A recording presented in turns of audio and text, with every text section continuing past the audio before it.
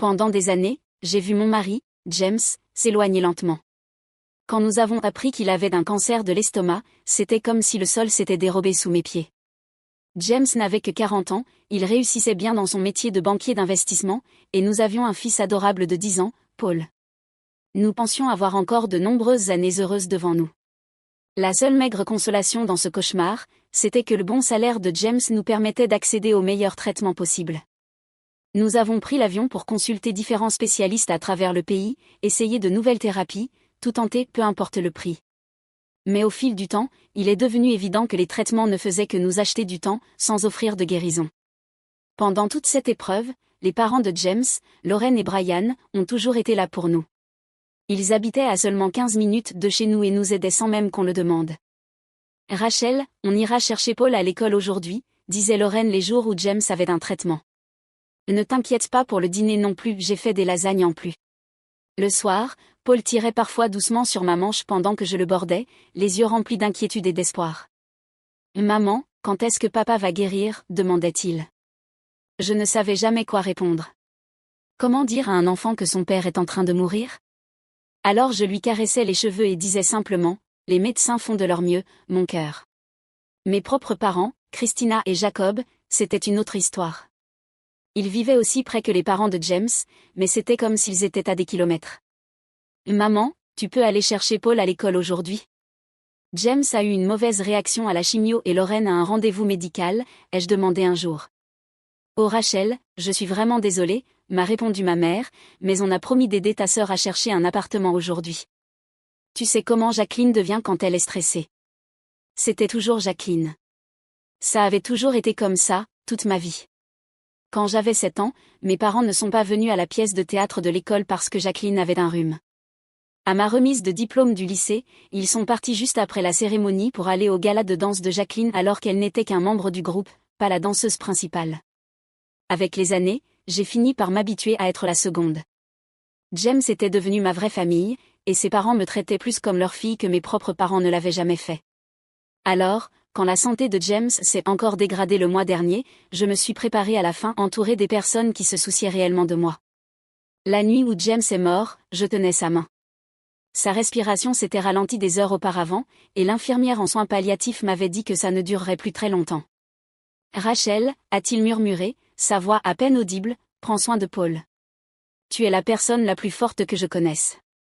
Ce furent ses derniers mots. Je suis restée là pendant des heures, toujours sa main dans la mienne, alors qu'elle devenait froide.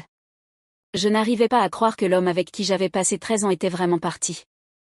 Lauren et Brian, les parents de James, sont arrivés à l'hôpital moins d'une heure après mon appel. Leur visage portait la même douleur que la mienne. On est là, ma chérie, a dit Lauren en me prenant dans ses bras. On sera toujours là. Ce soir-là, j'ai envoyé un message à ma mère, James est décédé ce soir. 1 heure plus tard, elle a répondu par 2 mots, c'est terrible. Aucun appel. Aucune question sur comment allaient Paul et moi. Aucune proposition de venir nous aider. Juste un bref message. Mais j'étais trop engourdie pour m'en soucier. Il fallait organiser les funérailles, réconforter mon fils, et essayer de recoller les morceaux d'une vie brisée. Les jours suivant la mort de James furent un flou, organiser les obsèques, signer des papiers, essayer d'expliquer à Paul que son père ne reviendrait pas à la maison. Lauren et Brian ont tout pris en main. Ils passaient les appels quand je n'en étais pas capable, et restaient avec Paul quand je ne trouvais pas les mots pour répondre à ses questions. J'avais l'impression de me noyer.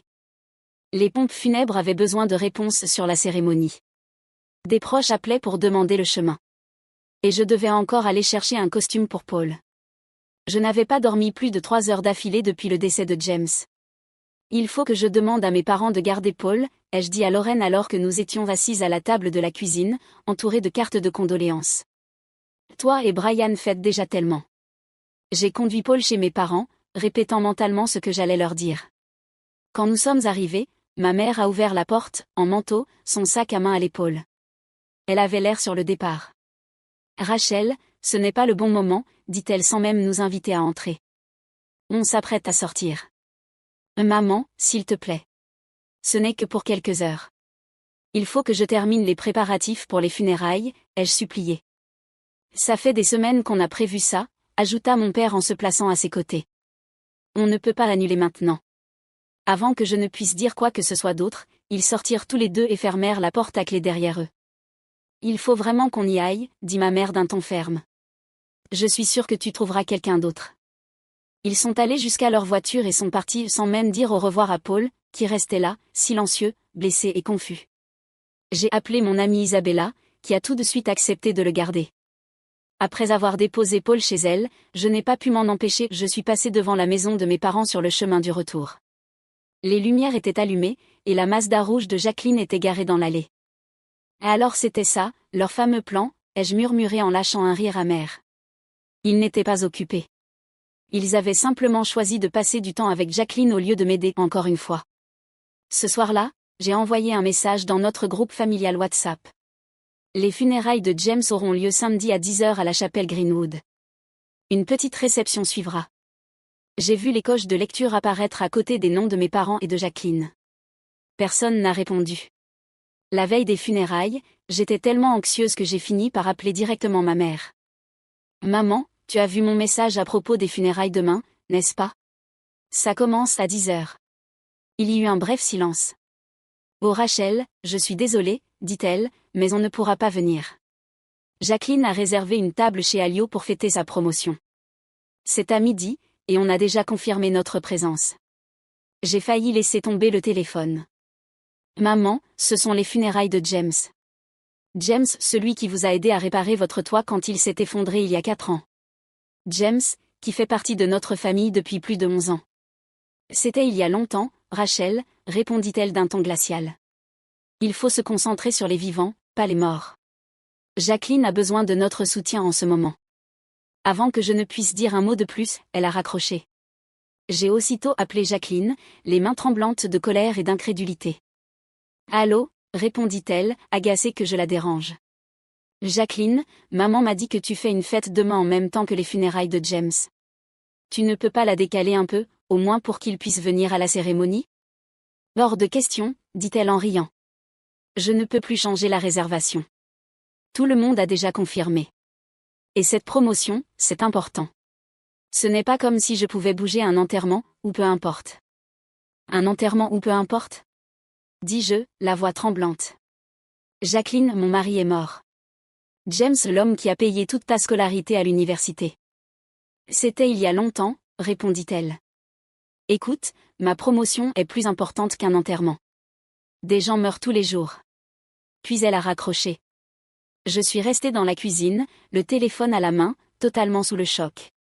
Un instant plus tard, mon téléphone a de nouveau vibré. C'était un message de ma mère. Arrête de mettre la pression à ta sœur. Sa célébration est plus importante qu'un enterrement. Elle a travaillé dur pour cette promotion. Le jour des funérailles de James était ensoleillé et lumineux, ce qui ressemblait à une ironie cruelle, vu à quel point je me sentais brisée à l'intérieur.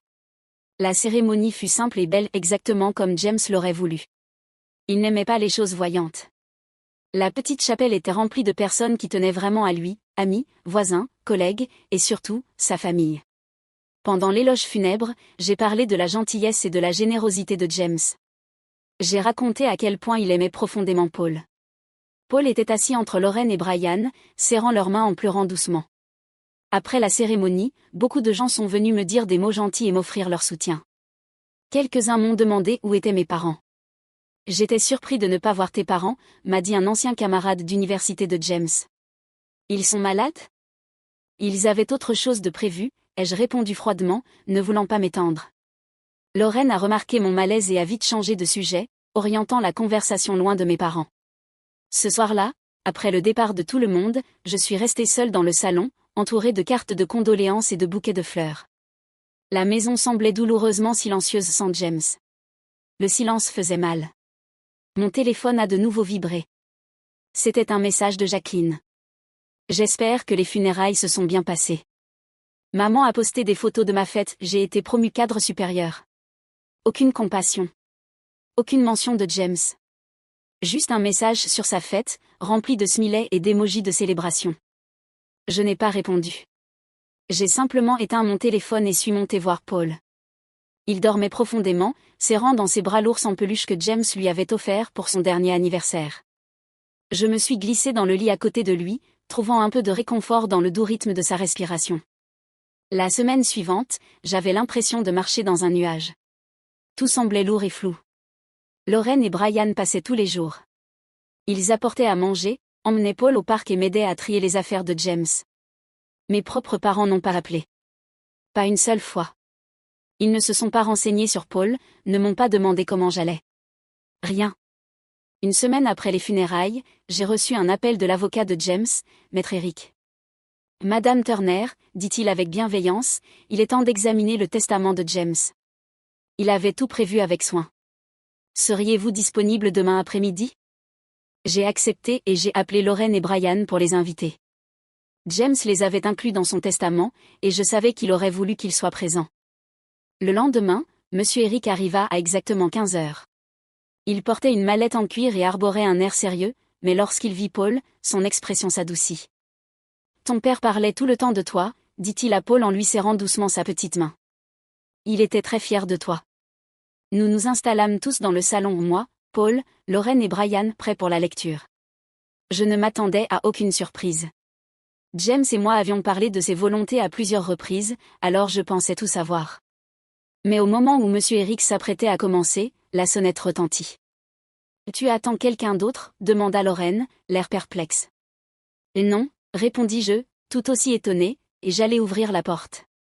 Je faillis la refermer aussitôt quand je vis qui se trouvaient là, mes parents et Jacqueline, tous trois sur le perron avec des mines faussement attristées. « Qu'est-ce que vous faites ici » demandai-je d'un ton sec. « On a entendu parler de la lecture du testament » dit ma mère en essayant de jeter un coup d'œil à l'intérieur. James n'était pas un étranger pour nous. On a le droit d'être là.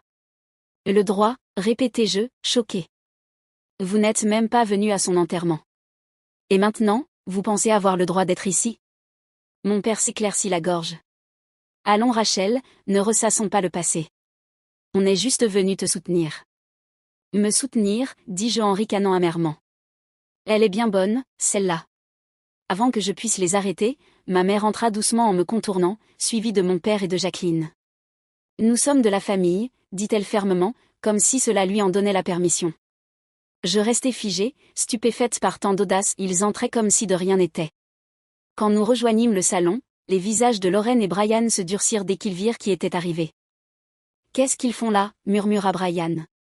De retour dans la pièce, je tremblais de colère. « Aucune idée » répondis-je en essayant de rester calme, mais je ne vais pas faire de scandale devant Paul.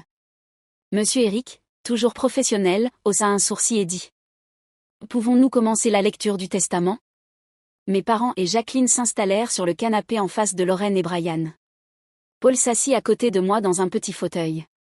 La pièce était emplie d'une tension palpable.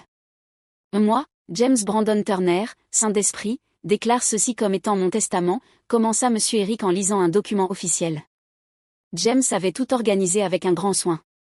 À ses parents, il laissait 300 000 $ pour les aider à profiter de leur retraite et les remercier d'avoir toujours été présents pour nous, et pour lui durant sa maladie. On ne s'y attendait pas, murmura Lorraine, la voix tremblante. Brian lui serra la main, retenant ses larmes. Puis vint la partie principale. À moi, James laissait notre maison, 2 appartements en ville dont j'ignorais même l'existence et 500 000 $ d'économie. Ces appartements génèrent de bons revenus locatifs, expliqua M. Eric. James les a achetés comme investissement il y a 4 ans. Je restais là, abasourdi. James avait tout planifié avec tant de soin pour s'assurer que Paul et moi serions à l'abri même sans lui. Pendant que l'avocat continuait la lecture, je remarquai le visage de ma mère changer. D'un air vaguement compatissant, elle passa à un regard nettement intéressé. Jacqueline se redressa soudainement, écoutant attentivement. Lorsque M. Eric termina, ma mère applaudit des mains. Eh bien, c'est une excellente nouvelle, n'est-ce pas? Rachel, tu es plutôt à l'aise maintenant. Un silence pesant tomba dans la pièce. Lorraine et Brian la fixaient, horrifiés. Je veux dire, poursuivit ma mère, complètement insensible à l'ambiance, avec 2 appartements et tout cet argent, tu peux aider la famille. Jacqueline a du mal avec son loyer, n'est-ce pas ma chérie? Jacqueline hocha rapidement la tête. Oui, c'est vraiment cher de nos jours. Et tu as 2 appartements qui ne servent à rien. Je n'en croyais pas mes oreilles. James n'était même pas encore parti depuis longtemps, et ils étaient déjà après son argent et ses biens. Tu devrais donner un de ces appartements à Jacqueline, dit mon père comme si c'était la chose la plus naturelle du monde. Pourquoi aurais-tu besoin des deux, de toute façon? Je me levai lentement, les poings serrés. Vous êtes sérieux, dis-je, la voix tremblante.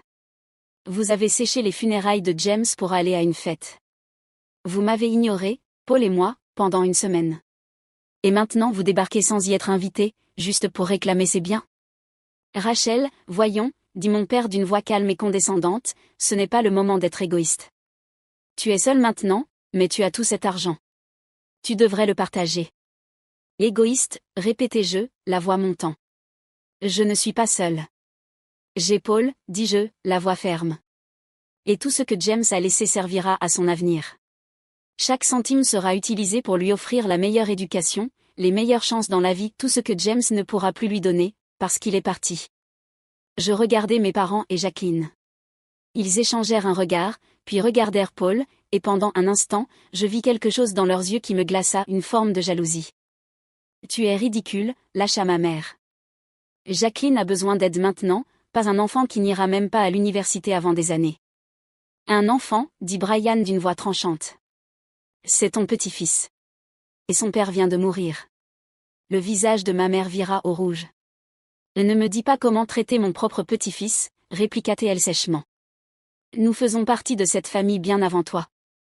Et pourtant, vous n'avez jamais montré le moindre intérêt à en faire vraiment partie, répondit Lorraine, glaciale. Nous sommes là tous les jours depuis des semaines pour aider Rachel et Paul, pendant que vous les ignoriez. Assez, dis-je, élevant la voix, à bout de patience. Paul, tu peux monter un moment dans ta chambre? Emmène Monsieur Eric avec toi et montre-lui tes maquettes d'avion. Monsieur Eric, reconnaissant pour cette diversion, se leva rapidement. J'adorerais voir ta collection, jeune homme, dit-il gentiment en prenant la main de Paul. Une fois qu'ils furent sortis et hors de portée d'oreille, je me retournai vers mes parents et ma sœur. Je ne me retins plus. Comment osez-vous entrer chez moi quelques jours à peine après les funérailles de James, un enterrement que vous n'avez même pas pris la peine de venir et réclamer son argent? James a travaillé dur toute sa vie pour subvenir à nos besoins, à Paul et moi. Il a combattu le cancer pendant 3 ans, et pas une seule fois vous n'avez proposé votre aide. Vous n'avez même pas proposé de garder Paul quelques heures. Et ce n'est pas juste, commença mon père, mais je le coupai net. Non.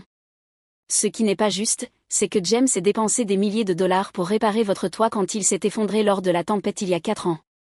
Ce qui n'est pas juste, c'est que nous ayons payé la totalité des études de Jacqueline quand vous disiez ne pas pouvoir le faire. Et maintenant vous pensez mériter quelque chose? Je pris une grande inspiration et les regardai droit dans les yeux. Et soyons clairs, je ne vous donnerai ni l'argent ni les biens de James. Ni maintenant, ni jamais. Chaque centime servira à Paul, comme James l'a voulu. C'est ce qui va se passer. Le visage de ma mère se tordit de colère. Espèce d'ingrate. Après tout ce qu'on a fait pour toi. Je la fixai du regard. Qu'est-ce que tu as fait pour moi, maman? Dis-moi une seule chose. Un seul vrai geste d'amour ou de soutien. Elle ouvrit la bouche, puis la referma sans dire un mot. C'est bien ce que je pensais, dis-je doucement. Je crois qu'il est temps que vous partiez. La porte claqua derrière eux, et je me laissai tomber sur le canapé, complètement vidé. Tu as fait ce qu'il fallait, dit Brian d'une voix douce mais ferme. Tu crois, demandai-je. Ce sont quand même mes parents. Jacqueline reste ma sœur. Être lié par le sang ne fait pas une famille, dit Lorraine en s'asseyant à côté de moi et en prenant ma main. L'amour fait une famille. Être présent dans les moments difficiles, c'est ça, une vraie famille. Je hochai la tête. Je savais qu'elle avait raison. Mais la douleur d'avoir été rejetée, une douleur que je ressentais depuis toujours, était toujours là. Plus tard dans la soirée, après que Lorraine et Brian soient rentrés chez eux et que Paul dormait profondément, je m'assis devant mon ordinateur. Une notification apparut, ma mère m'avait identifié dans une publication sur les réseaux sociaux. Elle disait: le cœur brisé que ma fille aînée soit devenue si cupide et égoïste après la mort de son mari. Elle refuse d'aider sa sœur en difficulté, alors qu'elle possède maintenant 2 appartements en ville et beaucoup d'argent. L'argent l'a changé. Je restai figé devant l'écran. Les commentaires commencèrent à pleuvoir, venant de proches et d'amis de la famille, des gens qui n'avaient aucune idée de ce qui s'était réellement passé. Ne laisse pas Rachel s'en sortir comme ça. La famille devrait toujours aider la famille. Pauvre Jacqueline, toujours à galérer pendant que Rachel a tout sur un plateau. Une vague de colère monta en moi comme jamais auparavant. Même pour ma mère, C'était un nouveau sommet dans l'indignité, tenter de me faire honte publiquement pour que je leur donne l'argent de James. Je pris une grande inspiration et posai mes doigts sur le clavier.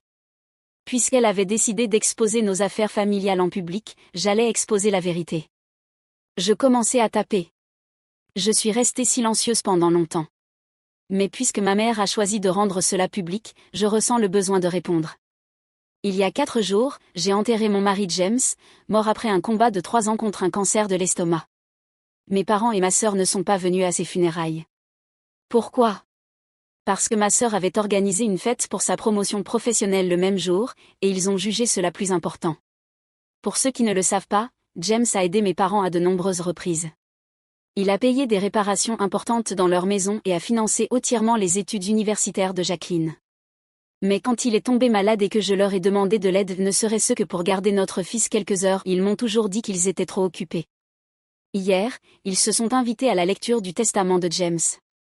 En apprenant qu'il avait laissé de l'argent et des biens à moi et à notre fils, ils ont immédiatement exigé que je donne une de nos maisons en location à Jacqueline, en disant, je cite, « Elle en a plus besoin qu'un gamin. » Ce gamin, c'est leur petit-fils de 10 ans. Un petit garçon qui vient de perdre son père. Je ne partage pas ceci pour blesser qui que ce soit. Je le partage parce que j'en ai assez d'être vue comme la méchante dans une histoire où j'ai toujours essayé d'être une bonne fille, une bonne sœur, une bonne épouse et une bonne mère. L'argent de James sera utilisé exactement comme il l'a souhaité, pour l'éducation et l'avenir de notre fils. C'est tout. J'espère que cela mettra fin au mensonge. J'ai joint des captures d'écran à la publication. L'une montrait le message de ma mère disant que la fête de Jacqueline était plus importante que les funérailles de James. D'autres montraient leur message refusant d'aider durant sa maladie. Mon doigt resta suspendu au-dessus du bouton « Publier » pendant quelques secondes. Puis je cliquai. En quelques minutes, les commentaires sous la publication originale de ma mère changèrent complètement. « Christina, est-ce vrai ? Tu as manqué les funérailles de ton gendre pour une fête ? J'ai du mal à croire que tu demandes à Rachel de céder un bien destiné à son fils. » Ces messages sont choquants. Comment as-tu pu dire qu'une fête était plus importante qu'un enterrement ? Des appels et des messages commencèrent à affluer dans la soirée. Les proches et amis furent choqués par ce que mes parents avaient fait. Beaucoup m'exprimèrent leur soutien. Ma mère tenta de commenter, disant que je mentais, mais les captures d'écran prouvaient tout. Au bout d'un moment, elle supprima sa publication. Mais c'était trop tard. La vérité était sortie. Le lendemain matin, je me réveillai avec des dizaines d'appels manqués de mes parents et de Jacqueline. Je n'écoutais aucun des messages vocaux. Je bloquais tous leurs numéros. Je ne voulais rien entendre. Pendant les semaines suivantes, ils continuèrent à essayer de me contacter. Ils envoyèrent des emails demandant pardon mais demandaient encore de l'argent. Ils passèrent par des amis communs. Ils vinrent même chez nous sans prévenir. À chaque fois, je restais ferme. J'avais pris ma décision. Ils ne faisaient plus partie de notre vie. Ils ne changeront jamais, pas vrai ? Demandai-je un après-midi à Lorraine alors que nous regardions Paul jouer dans le jardin. Les gens ne changent pas facilement, répondit-elle doucement. Pas au fond d'eux, en tout cas. C'est étrange, dis-je. J'ai longtemps cru que j'avais besoin de leur amour et de leur approbation. J'ai passé ma vie à essayer de les mériter. Mais maintenant, dit Lorraine en terminant ma pensée, tu connais ta propre valeur. Et tu sais que Paul mérite mieux que ce que tu as vécu. 7 mois après la mort de James, la vie avait trouvé un nouveau rythme. Lorraine et Brian faisaient toujours partie intégrante de notre quotidien. Ils venaient dîner avec nous le vendredi et aidaient lors des événements scolaires de Paul. J'avais commencé à gérer les biens immobiliers que James avait laissés. À ma grande surprise, j'aimais vraiment ça. Les appartements du centre-ville s'avéraient être d'excellents investissements. Ils rapportaient un revenu stable et alimentaient les économies que je constituais pour l'avenir de Paul. J'avais aussi investi une partie de l'argent dans des actions de société en lesquelles James avait toujours cru. C'était agréable de voir l'argent fructifier et de recevoir des revenus réguliers de ces placements. Quant à mes parents et à Jacqueline, j'entendais parfois des nouvelles par d'autres membres de la famille. Ils avaient des problèmes financiers. Jacqueline avait perdu son emploi, et mes parents se plaignaient du coût de la retraite. Chaque fois que le sujet était évoqué, on me faisait comprendre à demi-mot que je pourrais peut-être les aider. Ma réponse était toujours la même. Je suis désolée qu'ils aient des difficultés. Mais ma responsabilité va envers mon fils. Certains disaient que j'étais froide ou rancunière. Peut-être. Mais quand je regardais Paul qui devenait plus fort, souriait davantage, entouré de gens qui l'aimaient vraiment, je savais que j'avais pris la bonne décision. Un soir, alors que je bordais Paul dans son lit, il me posa une question qui me surprit. Maman, est-ce que papy Jacob et mamie Christina te manquent parfois? Je fis une pause, cherchant une réponse honnête mais qui ne le blesserait pas. Ce qui me manque, c'est le genre de relation que j'aurais aimé avoir avec eux, dis-je doucement. Mais pas celle que nous avons réellement eue. Il hocha lentement la tête, comme s'il comprenait plus de choses que son âge ne le laissait croire. Je suis content qu'on ait mamie Lorraine et papy Brian. Moi aussi, mon trésor, dis-je en le serrant dans mes bras. Moi aussi. Certaines personnes ne comprendront jamais pourquoi j'ai coupé les ponts avec la famille dans laquelle je suis née. Elles n'ont jamais ressenti la douleur que j'ai vécue, les déceptions constantes, l'injustice, la vérité difficile que certaines personnes sont incapables de mettre les autres avant elles-mêmes. Mais moi, je comprenais. Et surtout, j'avais brisé ce schéma. Paul grandirait en sachant qu'il est aimé, respecté et soutenu. Il serait entouré de gens qui prouvent leur amour par des actes, pas seulement des mots. Des gens présents quand ça compte vraiment. Des gens qui n'attendent rien en retour.